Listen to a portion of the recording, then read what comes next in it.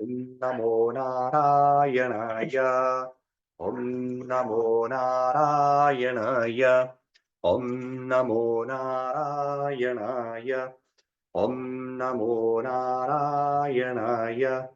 Om Namo Narayanaya. Om Shanti, Shanti, Shanti. Om Paz, Paz, Paz. Om Namah Shivaya. Buenas tardes, ¿cómo están? ¿Cómo se encuentran? Bien, hoy vamos a volver a tocar una escritura que estudiamos hace 2 satsangs atrás, el Bhagavad Gita. Es una escritura que estamos estudiando en grupos online, los miércoles 19 horas. Siempre se está a tiempo de sumarse a esos grupos de estudio. Hoy vamos a tomar un verso del capítulo 17, que hace referencia a los 3 tipos de austeridades que debemos practicar para nuestro mayor bien. El Bhagavad Gita trae, enseñanzas que las podemos aplicar a la vida diaria, no solo al plano espiritual, que es nuestro objetivo, pero también a la vida diaria, que no hay en realidad separación entre la vida y la espiritualidad. Tenemos que espiritualizar todos los aspectos de nuestra vida. Ahí hemos hablado 2 satsangs atrás de los 3 tipos de alimentos según las diferencias de las gunas. Eso nos lo decía este capítulo. Y ahora nos va a mencionar el Señor, en la forma de Krishna, sobre los 3 tipos de penitencias o austeridades, o los 3 tipos de tapas. La palabra tapas es una palabra importante. Se dice que es la base para poder tener progreso en el campo espiritual. Debemos practicar tapas. Tapas quiere decir austeridad, o prácticas que me fortalecen. En este caso, vamos a ver qué es lo que enfatiza el señor Krishna, y vamos a poner aquí donde nos dicen y nos habla de estas tapas. Entonces, vamos a ir a partir del verso 14. Lo voy a cantar. Devadvija Guru Pratnyam Pujanam Shauchanarjavam Brahmacharyam Ahimsascham Shariram Tapa Uchate. Aquí nos va a hablar del Sharira Tapas. Sharira Tapas es el tapas o la austeridad del cuerpo, que debemos practicar para nuestro mayor bien. Cuando uno practica tapas, tapas significa literalmente fuego. Genera un fuego que quema las impurezas de la mente, y también nos hace brillar. En el campo espiritual, solamente a través de la austeridad, de las tapas, es que el aspirante va pudiendo controlar su mente, y no que la mente lo controle y lo lleve hacia el confort, que es lo contrario del tapas. Siempre queremos estar en situaciones confortables, que son benéficas para la mente inferior, que va a gozar los sentidos, pero eso no va a generar mérito espiritual, va a generar incluso hasta dolor, que está disfrazado de placer. Pero la penitencia siempre, o la austeridad, siempre en el justo medio. No se trata de flagelar el cuerpo, eso incluso no está prescrito, lo dice más adelante Krishna en el Bhagavad Gita, pero cierto grado de austeridad hay que practicar. Y vamos a ver a qué se llama las tapas del cuerpo, del sharira, de este cuerpo. Dice el verso, se llama penitencia del cuerpo o austeridad del cuerpo a la adoración de los dioses, Deva Puja. Puja es adoración a los devas. Dvija Puja, la adoración a los nacidos 2 veces, que son los brahmines en el caso de la India, la adoración al guru, y la adoración a los sabios. Luego también a la pureza, a la franqueza, el celibato, que es en el caso de los monjes específicamente, en forma general, es lo que llamamos el autocontrol o la moderación en el uso de la energía sexual, y después dice la no violencia. Vamos con la primera, hablar un poco de cada uno, pero después vamos a enfocar en el siguiente verso, que es las tapas del habla, ahí es donde quiero trabajar más. Vamos a ver qué son las tapas del cuerpo, en este caso, adoración a los dioses, Deva Puja. Es colocar nuestro cuerpo en espacios de práctica espiritual. Cuando estamos haciendo oración, cuando estamos haciendo aquí, estamos haciendo un Deva Puja, porque estamos invocando a la divinidad en forma de oración, en forma de mantra, en forma de su palabra. Y eso es una adoración que nos beneficia a nosotros, porque nos concentra. Y a su vez despierta cualidades divinas, despierta al Deva en nosotros, a la divinidad en nosotros. Y para eso tengo que sentarme y dedicarle tiempo. Y eso es un tapas, porque la mente inferior lo que quiere es estar tomando un helado en el parque, o en el cine, o en el estadio, o en el concierto de rock. Todo eso que también tiene su lugar, pero a veces le damos más lugar de lo que debemos darle y termina siendo vida mundana. Entonces perdemos el brillo espiritual. Tengo que ir dándole cada vez más espacio a la adoración, a la divinidad, en forma de oración, en forma de repetir el mantra, en forma de ir al templo y servir en el templo, poner el cuerpo al servicio del templo, etcétera, en nuestro propio espacio, tener un espacio de adoración y dedicarle tiempo, lo que es una austeridad, porque nuevamente la mente quiere cosas más cómodas, y para eso tengo que sacrificar lo que llamamos cosas placenteras para la mente, pero que en realidad no son buenas, son placenteras solamente. Pero lo bueno es, bueno, dedicar el tiempo y hacer esos pequeños renuncias. Decir, bueno, a ver, ahora qué voy a hacer. Entonces dedico un poco más de tiempo y me siento a hacer la adoración. Luego dice a los nacidos dos veces, son los brahmines, las personas espirituales también. Se dice estar en contacto con ellas, entregarme el tiempo, acudir al satsang. También los maestros, hacer servicio en la casa del maestro, esas etapas del cuerpo. Y es para nuestro propio beneficio, porque nos ayuda a purificar. A su vez recibimos instrucción. La adoración a los sabios, lo mismo, adoramos a los sabios también cada vez que sacrifico un tiempo tal vez de entretenimiento, de estar poniendo nuestra mente, nuestros oídos, nuestra visión en cosas superfluas, y me siento a tener satsang, a leer un libro espiritual, a estudiar una escritura. Esto que estamos haciendo es adoración a los sabios, porque estamos escuchando palabras de sabios. Luego la pureza. La pureza, bueno, también se logra con estas prácticas, y uno tiene que trabajarlo también, bueno, eliminando las impurezas de la mente, alejándolas. Ahora vamos a ver en el próximo. Luego dice la franqueza, ser franco, es decir, la verdad, pero a su vez vamos a ver que está atado a la no violencia.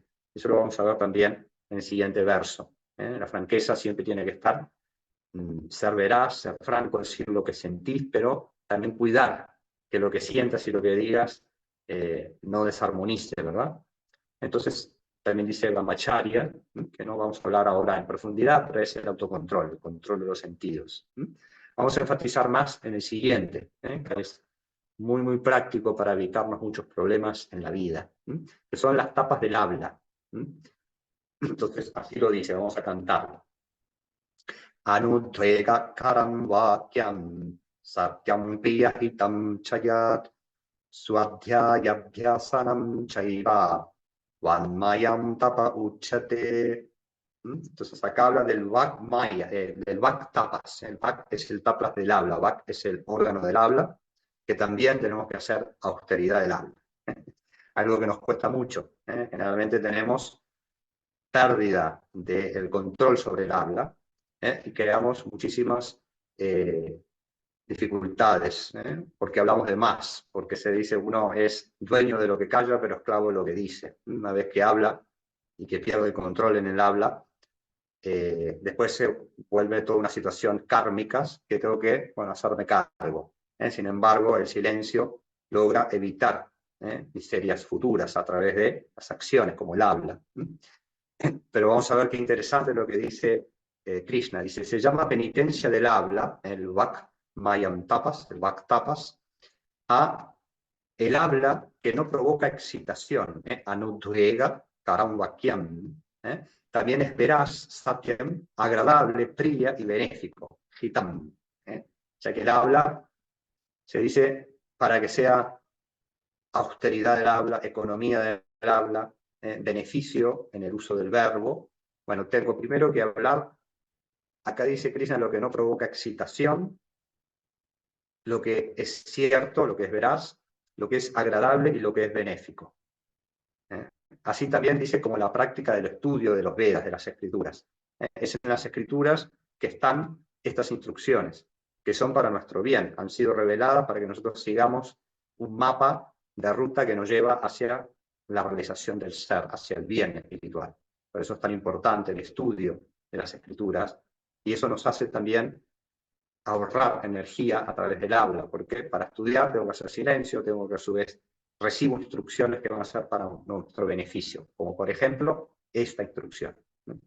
Esta instrucción Sócrates la enseñaba en los mismos ingredientes, pero tal vez el orden lo cambia, y son los famosos filtros de Sócrates. Estas informaciones espirituales, las grandes verdades, llegan a todas las tradiciones, ¿no? A todas las filosofías, son conocimientos universales, y probablemente también quizás a Sócrates le haya llegado alguna información de Krishna y de esto que hablaba él, porque por supuesto que es posterior. Lo que habla Krishna es muy anterior, pero Sócrates, que era un gran sabio, él hablaba de los tres filtros, son los famosos tres filtros de Sócrates, y lo dice así. Lo voy a contar cómo está ahí transmitido. Se dice que cuentan que en la antigua Grecia, un discípulo de Sócrates llegó muy alterado a la casa del filósofo. Le dijo, maestro, quiero contarte algo sobre un amigo tuyo, que venía con un chisme típico, de los que, bueno, siempre tenemos ahí a la orden, y nos causan tantos líos, ¿no? Entonces ahí le dijo Sócrates, lo interrumpió de inmediato y le dijo, espera, antes de que me hables sobre mi amigo, lo que me vas a decir debe pasar los tres filtros. Primero, el discípulo preguntó, el triple filtro, se ve que bueno, ya lo había escuchado o algo así. Preguntó al discípulo sin saber de qué le hablaba Sócrates. Sí, respondió Sócrates. ¿Estás absolutamente seguro de lo que me vas a decir es verdad? Ese es el primer filtro, es el filtro de Satyam. Si esto que yo voy a hablar, sé que es verdad. El discípulo dijo, se lo oí decir a unos vecinos. Esto quiere decir, no lo sabe directamente. Y así como, bueno, se generan tantos malos entendidos o medias verdades o falsedades, ¿no? Porque damos a conocer, hablamos, publicamos, y hoy día con el tema de las redes, las famosas fake news, es más grave todavía porque todo se multiplica inmediatamente, y podemos estar, bueno, hablando cosas que no son verdad. Ese es el primer filtro y ya eso nos evitaría mucho, pero no basta con que sea verdad, para que sea, digamos, digno de decir y sátvico, puro y benéfico. Entonces hay otro filtro. Entonces Sócrates le dijo, entonces no sabes si es cierto o no, le insistió el filósofo. El discípulo tuvo que admitir que no sabía si era cierto. Y ahora le sigue el segundo filtro, le dice, ¿y es algo bueno lo que me vas a decir de mi amigo? O sea, es positivo, no lo hiere, dice Sócrates, dice Krishna, es agradable, quiere decir, es positivo. Y el discípulo le dice, al contrario, es negativo y no te va a gustar. Le dice, bueno, va a hablar algo negativo del otro, ¿no? Entonces, dice Sócrates, ¿deseas decirme algo malo sobre él que además no estás seguro de que es cierto? Le respondió Sócrates. El discípulo no supo qué responder. Y por último, le dice Sócrates, ¿me va a servir de algo lo que tienes que decirme? El discípulo dudó, pero al final reconoció que saberlo o no, en realidad no iba a resultarle útil a Sócrates, o sea, saber esto que le tenía que decir. Entonces Sócrates le dice, entonces si lo que deseas decirme no es cierto, no es verdadero, no es bueno, ni es necesario, ni es útil, ¿para qué querrías saberlo?, le dijo Sócrates. O sea, ¿para qué me lo querés contar? Ese es el triple filtro que tiene los mismos ingredientes que nos está diciendo Krishna, solo cambia un poquito el orden, ¿no? Es decir, Sócrates primero dice si es verdad, y esto es muy importante, ¿no? O sea, primero fijarte si lo que vas a decir es algo que realmente estás seguro que es verdad. Pero luego, incluso, por supuesto, si no es verdad, no lo digas, ¿eh? Pero si estás seguro que es verdad, tenés que pasar el otro filtro, que esa verdad, vieron que en el anterior decía que la franqueza también es un tapas, pero la franqueza o decir algo sinceramente, si lastima al otro, ya eso se vuelve también no violencia, ¿no? O sea que no es positivo de alguna manera o va a dañar al otro. Por eso tenemos que buscar la manera de decir nuestras verdades, no tirársela por la cabeza al otro para dañarlo. Se dice que algo que daña al otro no es verdad con mayúscula. Puede ser tu verdad, pero si haces el esfuerzo, quizás encuentres que hay otra verdad allí y puedas intentar no crear un problema y esperar el momento. Muchas veces se dice que esperar, a veces decimos cosas enojados. Hay una preciosa también, dos enseñanzas en los evangelios, una creo que es Santiago, que dice que debemos ser tardos, debemos ser prontos para oír, escuchar, tardos para reaccionar, y para airarnos, para ponernos enojados, ¿no? O sea, prontos para sí escuchar, primero escuchar calmamente, y tardos para reaccionar con ira, con violencia. Después San Pablo también dice en Efesios una preciosa instrucción muy yoica que dice, si te enojas, no actúes. Él dice no peques, pero es actuar erróneamente, ¿no? Si te enojas, no peques, no actúes, quiere decir espera. Después dice que el atardecer no te encuentre airado. Eso es muy bello, porque tenemos todo el tiempo para trabajar, para discernir, darnos tiempo, no ser presurosos en hablar lo primero que me sale, porque puede ser algo que sea verdad para mí, pero no ser positivo, ser negativo para el otro. Pero suponga que lo que voy a decir es verdad y descubro que es positivo. Por supuesto que si no es verdad y no es positivo no hay que decirlo, pero si siento que es verdad o lo sé directamente y sé que no va a herir al otro, después está el tercer filtro, que la pregunta es si realmente es necesario decirlo, si va a ser útil decir eso. De esa manera se dice el sabio que está entrenado en estos tres filtros es muy económico al hablar, es muy silencioso. Y a su vez lo que dice, cuando lo dice, como es verdad, es benéfico y es útil, se vuelve muy poderoso y no gasta energía. Se dice, una de las vías por las cuales perdemos más energía es a través del habla. Y más cuando ese habla no es verdad, no es benéfico y no es útil. Se pierde mucho prana, mucha energía.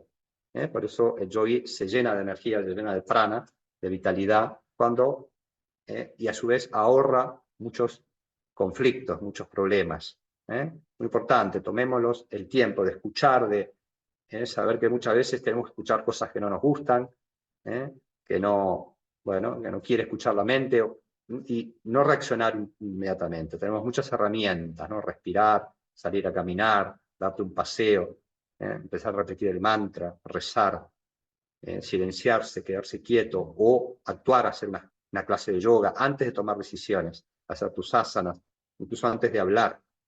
Seguramente hoy día con los medios de comunicación tan acelerados que tenemos, tan inmediatos, en 2 segundos escuchamos algo, no nos gustó y ya escribimos el WhatsApp y enviamos y ahí ya no hay manera de detenerlo. Ya cuando llegó, después te agarras la cabeza y dices, ay, ¿por qué? ¿Para qué hablé así? ¿Por qué dije eso? ¿Por qué no esperé? ¿Por qué no? Antes, no hace tanto, ¿no? Pero, ¿qué pasaba?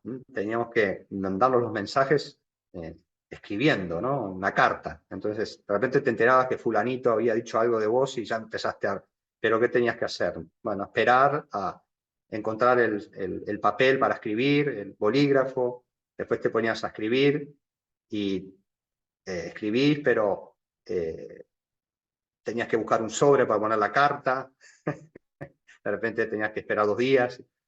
Hoy día, y todo eso esperar, ¿verdad? Ya te hace que tu mente, solamente el esperar, ¿no? Ahora, si esperas con práctica, si esperas con oración, si entregás esa ira, ese malestar, esa confusión, que lo entregás a Dios y no le tirás el veneno al otro ser humano, y se lo arrojás a Dios. Esto está expresado en una preciosa historia mitológica que es el batimiento del océano, ¿no? Que en resumen, los devas y los asuras, los demonios y los dioses, se alían para encontrar el ambrita, que es el néctar de la inmortalidad, y tienen que batir el océano para que vayan saliendo diferentes productos al principio o cosas, y al final va a salir el ambrita, que es el néctar, pero al principio empieza a salir veneno, y ese veneno, el batimiento se hace atando una serpiente en una montaña, y ese se colocaba en el océano y se iba haciendo este movimiento, que es el proceso de la práctica espiritual. El océano es la mente. Cada vez que hacemos nuestra práctica, empieza a batirse, y en algún momento va a salir néctar, pero al principio puede salir mucho veneno de la mente, ¿no? En la vida diaria incluso, ¿no?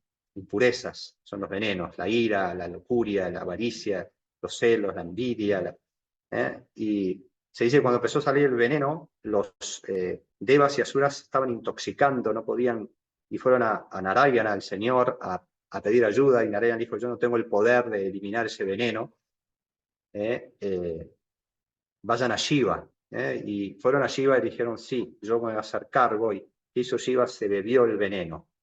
El veneno lo tomó en sus manos y lo bebió. Esto simboliza que no tenemos que arrojarle el veneno a los otros, porque no tenemos el poder para absorberlo. Después vienen ahí el reproche, el otro malentendido, y el otro me tira el veneno a mí, se genera ahí un envenenamiento mutuo.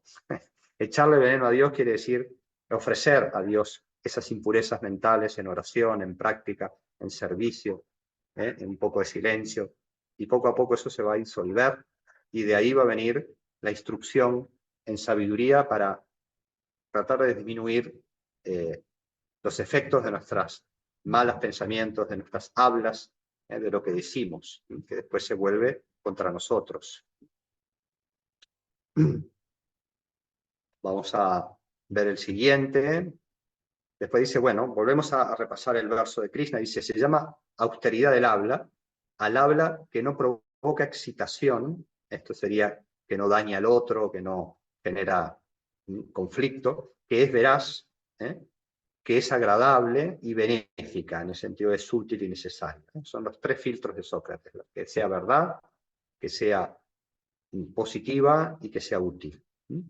Y después, el tapas, que si tenemos éxito, bueno, no tenemos que ni siquiera practicar ¿no? Que es el más sutil. Siempre se empieza de lo más denso a lo más sutil.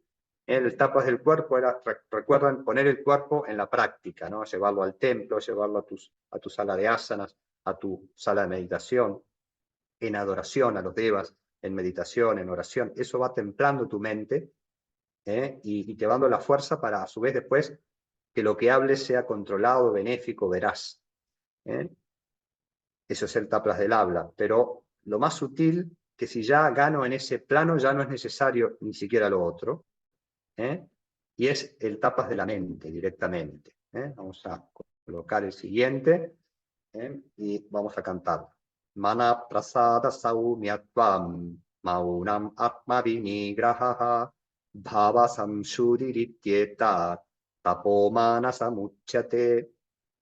Krishna dice, el Señor, se llama austeridad de la mente. ¿Recuerdan? La primera era austeridad del cuerpo, física, el Sharira tapas. El segundo era austeridad del habla, Vak tapas, se llama sutil.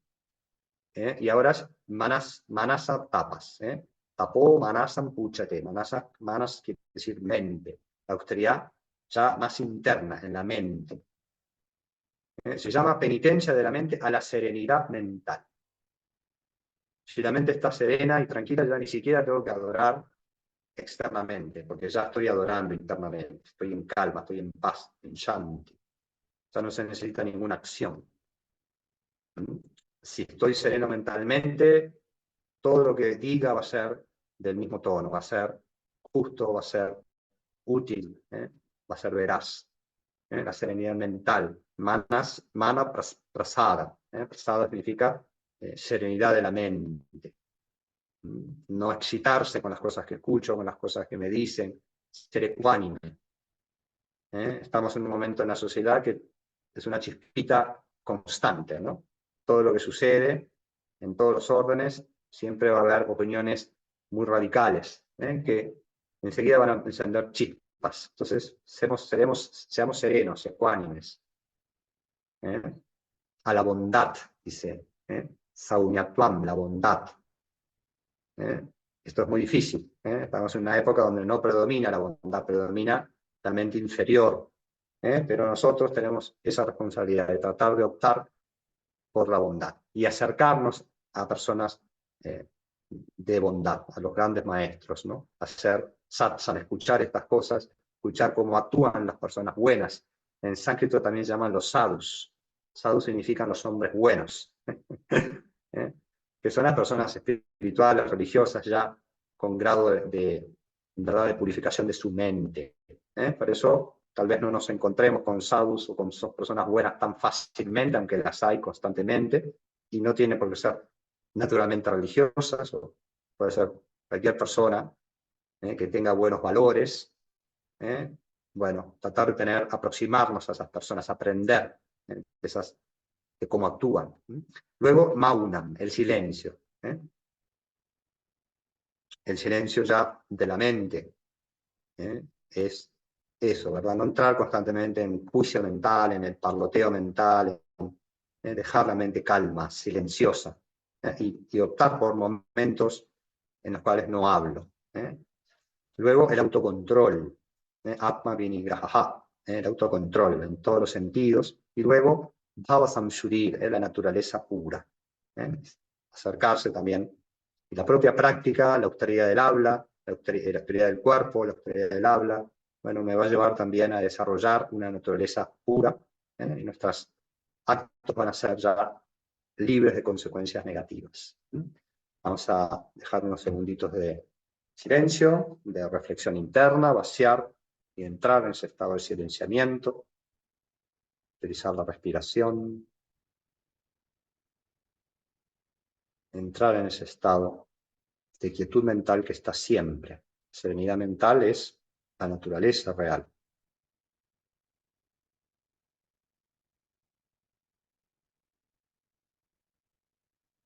Brota de la conciencia pura, que es lo que somos, y se expresa y manifiesta cuando optamos por la quietud física y mental.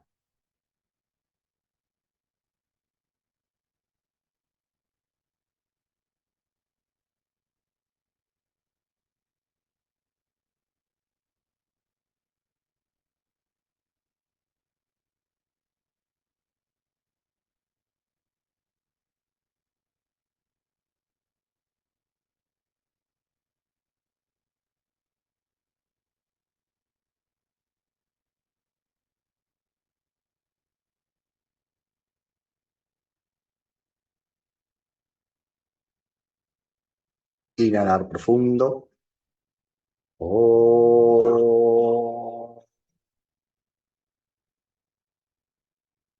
Om. Om Trayambakam Jajamahe Sugandhim Pushtivardhanam Urvarukamiva Bandhanam Mrityormukshiyamamritad. Om Trayambakam Jajamahe Sugandhim Pushtivardhanam Urvarukamiva Bandhanam Mrityormukshiyamamritad. Om Trayambakam Jajamahe Sugandhim Pushtivardhanam Urvarukamiva Bandhanam Mrityormukshiyamamritad. Asato ma Satgamaya Tamaso ma Jyotirgamaya Mrityorma Amritangamaya. Om Purnamadah Purnamidam Purnat Purnamudachyate Purnasya Purnamadaya Purnamevavashishyate. Om Shanti Shanti Shanti. Om Paz Paz Paz. Oración universal de Swami Shivananda. Oh adorable Dios de misericordia y amor, te saludamos y nos postramos ante ti. Tú eres omnipresente, omnipotente, omnisciente. Tú eres Satchidananda. Tú eres existencia, conocimiento, bienaventuranza absolutas. Tú estás en el corazón de todos los seres. Danos visión clara, mente equilibrada, fe, devoción, sabiduría. Danos fuerza espiritual para resistir la tentación y controlar la mente. Líbranos de la cólera, la avaricia, la lujuria, el odio, el deseo y los celos. Llena nuestros corazones con virtudes divinas. Déjanos adorarte bajo todos los nombres y todas las formas. Déjanos servirte bajo todos los nombres y todas las formas. Déjanos recordarte siempre. Déjanos cantar tus glorias. Deja que tu nombre esté siempre en nuestros labios. Déjanos morar en ti por los siglos de los siglos. Agradecemos a todos los maestros, Om Bolo, Satguru, Maharaj Ki Jai. Nos vemos el domingo que viene, que tengan hermosa semana. Om Namah Shivaya.